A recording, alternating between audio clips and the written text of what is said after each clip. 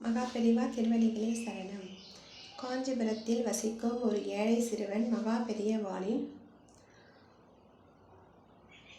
பற்றி யாரோ சொல்ல அவன் தகுதிக்கு ஏதோ கேள்விப்பட்டு அன்று தேர்வு எழுதப் போகும் முன் ஸ்ரீமடத்துக்கு வந்துவிட்டான். விடியற் காலை நேரத்தில் விஸ்வரூப தரிசனம் காண வந்திருந்த பக்தர்கள் பலரும் இன்னமும் நகராமல் அங்கே நின்றிருந்தபடி பெரியவா தரிசனத்தில் திளைத்திருந்தார்கள்.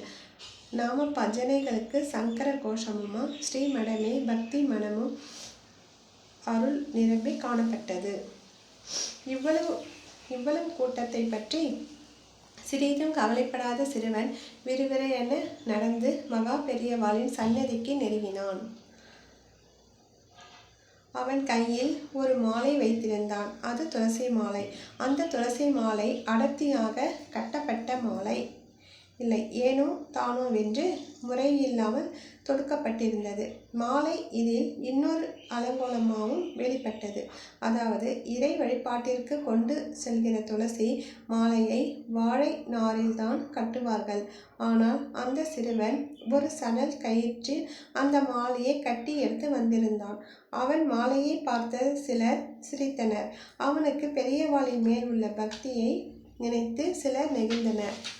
அப்போது பெரியவாளின் திருப்பார்வை அவன் மேல் விழுந்தது. அருகில் வா என்பது போல் அவனுக்கு ஜாடை காட்டினார். விறுவிறுவென்று நடந்து முன்னுக்கு வந்தான்.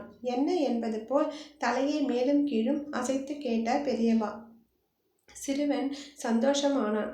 கையில் துளசி மாலையோடு அவர் அருகே சென்று அவர் திருவடி அருகே மாலையை சமர்ப்பித்தான்.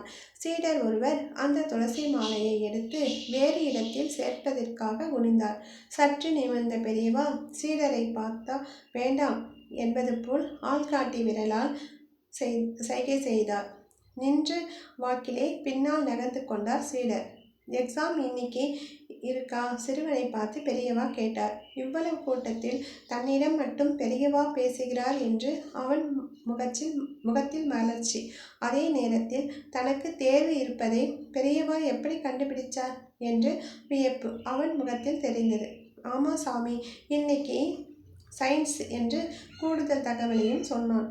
துளசி மாலையை எனக்காக கொண்டு வந்தேயா என்று கேட்ட அந்த மாலையை கையில் எடுத்தார். அப்படி இப்படி அதை ஆராய்ந்தார்.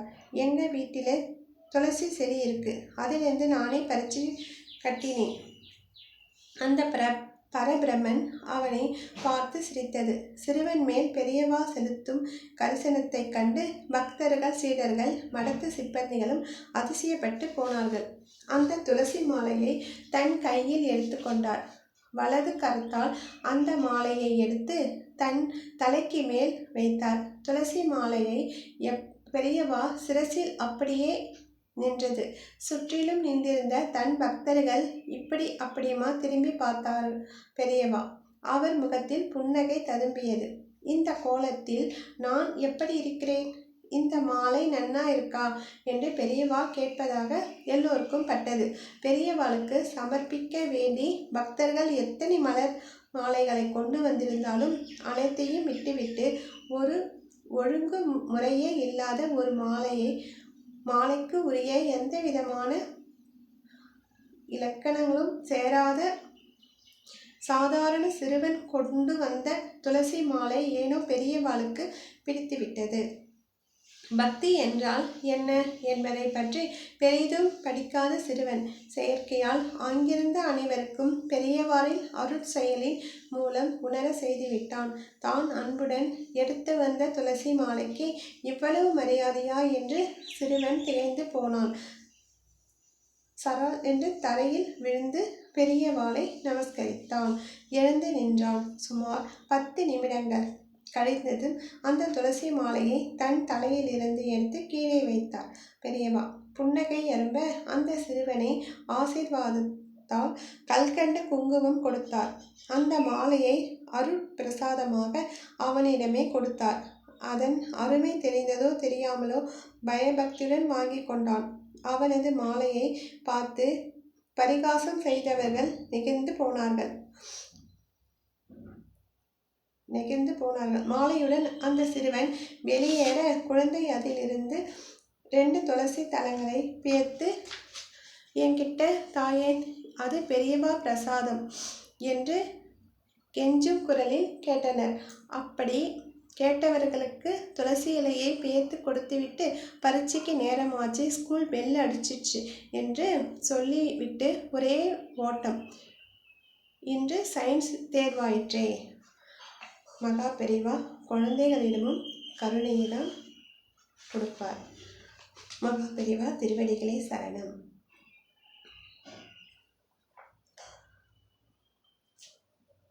ஒரு கணவன் மனைவி காஞ்சிபுரம் சென்று பெரியவாளை பார்க்க கிளம்பினார். பஸ் ஏறும் முன்பாக, தான் பெரியவாளுக்கு பிடித்த மலை பழம் வாங்கிட்டு வரேன் ஒரு பக்கம் போனார். பஸ் கிளம்பும் நேரம் வரை சென்றவர் வந்தபாடில்லை. கண்டக்டர் காத்திருக்க மாட்டேன் என்று விசில் கொடுத்து விட்டார். நல்ல வேலையாக போனவர் ஓடி வந்து பஸ்ஸை பிடித்து விட்டார். உட்கார்ந்த கணவன் மனைவி நன்னா போனேன் என்று தொடங்கி கோபித்து கொண்டார். நல்ல பழமா கிடைக்கணுமேனு தேடிண்டு போனேன், நாளை ஆயிடுச்சு என்று சமாதானம் செய்கிறார். ஆமாம், இதைத்தான் பெரியவா சாப்பிட போறாரா? ஏதோ கெட்டதை வாங்கிட்டு வர வேண்டியதானே என்று மனைவி கூறினார். காஞ்சி மடத்தில் ஒரே கூட்டம், அருகே போக முடியவில்லை. பழம் நசுங்கிவிடும் என்று தட்டோடு தலை மேலே தூக்கி பிடித்து கொண்டு ஒருவர் நிற்பதை பெரியவா பார்த்து விடுகிறார். அவரை முதலில் கிட்ட வரச் சொல் என்றார். மலைப்பழம் வாங்கி வந்தவர்தான் அவர் என்று சொல்லவும் வேண்டுமா? எனக்கு பிடித்த மலைப்பழம் வாங்கி வந்திருக்கிறாயா என்று சந்தோஷமாக வாங்கி கொண்டு உடனே ஒரு பழத்தை உரித்து சாப்பிட்டார். பின்னர் அந்த அம்மாவை ஒரு பார்வை பார்த்தார். குற்றமுள்ள நெஞ்சி குறுகுறுக்க அவர் அழவே ஆரம்பித்து விட்டார். பெரியவாள் இன்னொரு பழத்தை அந்த அம்மாவுக்கே பிரசாதமாக கொடுத்தார். கணவனை விட்டுட்டு மனைவிக்கு ஏன் கொடுத்தார் என்றெல்லாம் அதுதான் பெரியவா என்றால், கணவனை விட்டுட்டு மனைவிக்கு ஏன் கொடுத்தார் என்றால் அதான் பெரியவா. பெரியவாளுக்கு பிடிக்குமே என்று பழத்துக்காக அலைந்து வாங்கி கொண்ட உண்மை பக்தர் கணவன். மனைவி சற்று மேம்போக்காக இருந்தவர்.